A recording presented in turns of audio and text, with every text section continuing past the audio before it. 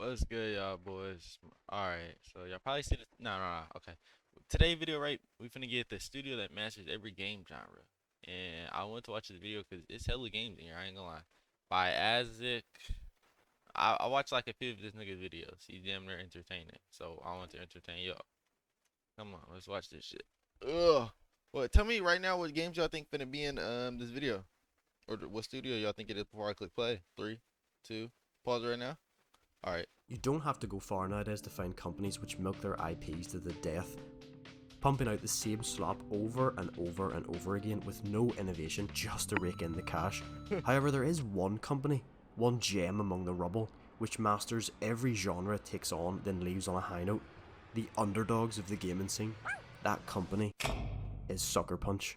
Sucker Punch Productions was formed in 1997 by a small group of Microsoft employees. Although they had a rough time finding a publisher and funding, they managed to create their first game, a platformer called Rocket Robot on Wheels, which was actually published by Ubisoft in 1999 on the Nintendo 64.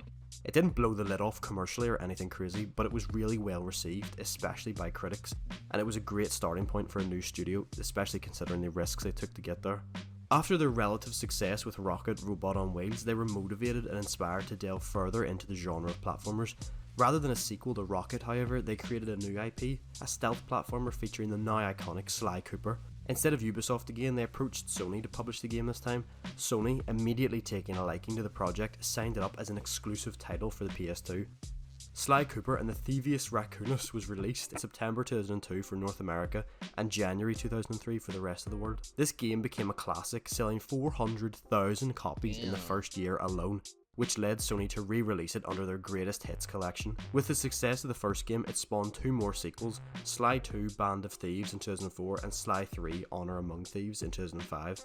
There was a fourth game, Sly Cooper Thieves in Time, made in 2013, although this was pushed by Sony onto a different studio altogether and it didn't really perform as well as the first three. All of these games sold extremely well and grossed millions of dollars each in their lifetimes. Sucker Punch had found great success in the platforming genre and very well could have just continued pumping out Sly Cooper games for another 20 years, similar to another platforming giant who just doesn't know when to quit. But they didn't. They had their fun, grossing millions of dollars, but they hung up the coat on a high note. So then, what was next for Sucker Punch? In May 2009, a game releases on the PS3, again exclusively for Sony, called Infamous, which revolutionises open world action games. The story follows Cole MacGrath, a bike messenger who, when delivering a package, finds himself at the centre of an explosion that takes out half the city and awakens dormant superpowers in a handful of humans, known as conduits. The explosion also awakens electricity powers within Cole, and the game sees you learn to hone these new powers alongside Cole, while making decisions along the way that affects your infamy. Do you take pity and heal the injured civilians for good karma, or do you execute them instead?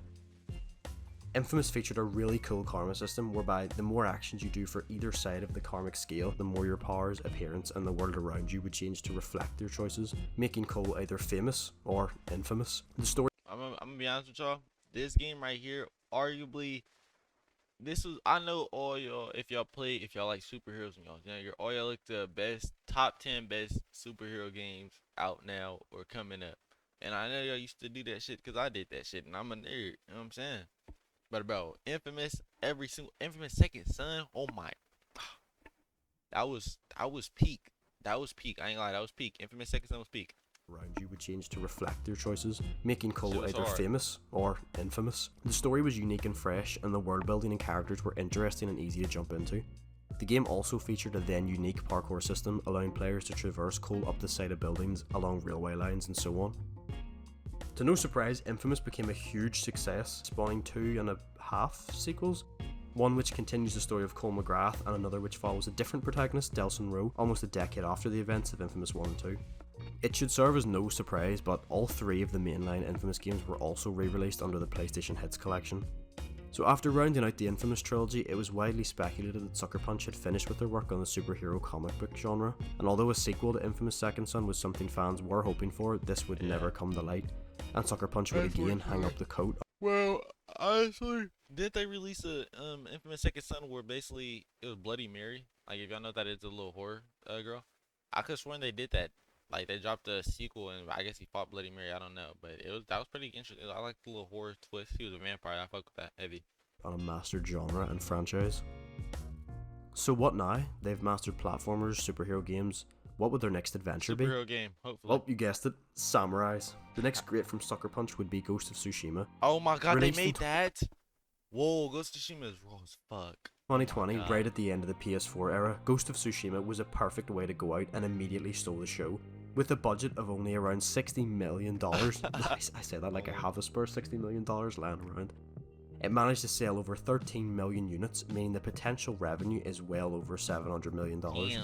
One look at this game and it's no wonder why. It's absolutely breathtaking. Stunning. The open world is stunning and the combat is really fun. The story is Aren't they interesting. dropping another game called Yokai? Right? You know what I'm talking about? I think it's out. I'm gonna buy it probably. Maybe. I don't really like. I haven't been playing the game recently, but yeah, y'all. This shit heat. This shit's heat. As it As it follows Jin Sakai, a samurai on a quest to protect Tsushima Island during the first Mongol invasion of Japan. Yeah.